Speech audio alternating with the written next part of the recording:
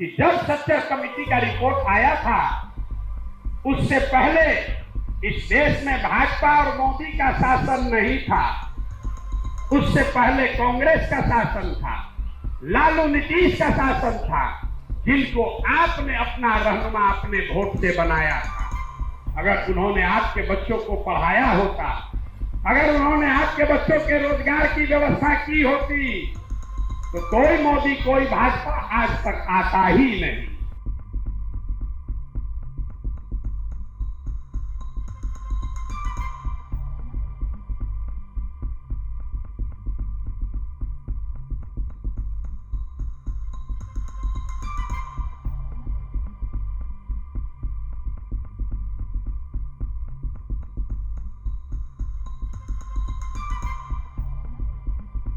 हम 5000 गांव में पैदल चल के गए और रोज मन से कहते हैं कि दलितों के बाद सबसे ज्यादा गरीबी, बदहाली, फटेहाली अगर कहीं दिखी तो वो मुसलमान भाइयों के गांव में दिखी। सबसे ज्यादा गरीब, बदहाल, फटेहाल कोई दिखा तो वो मुसलमान दिखा। क्यों ऐसा है? लोग कहता है भैया हमारे साथ धोखा हो गया।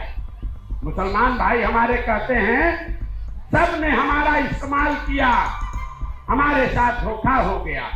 हम आपको कह रहे हैं नहीं, ये सही बात नहीं है।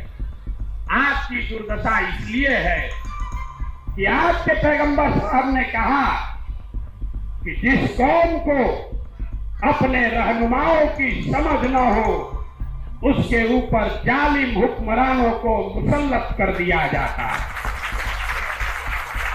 अब जरा याद कीजिए, जब सच्चर कमेटी का रिपोर्ट आया, उस रिपोर्ट में यह बताया गया कि मुसलमानों की दशा, आपकी आर्थिक सामाजिक हालत दलितों से भी ज्यादा खराब है।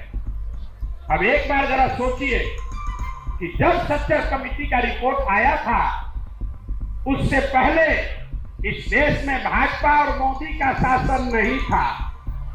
उससे पहले कांग्रेस का शासन था, लालू नीतीश का शासन था, जिनको आपने अपना रहनुमा अपने वोट से बनाया था। अगर उन्होंने आपके बच्चों को पढ़ाया होता, अगर उन्होंने आपके बच्चों के रोजगार की व्यवस्था की होती, तो कोई मोदी कोई भाजपा आज तक आता ही नहीं। ये बात मैं नहीं कह रहा हूं, ये बात तो पैगंबर साहब ने कहा कि अगर आज का हुक्मरान जालिम है तो कहीं न कहीं आपसे अपने रहनुमाओं को चुनने में गलती हुई है। जब तक इसको नहीं मानोगे, तब तक सुधार नहीं हो सकता है।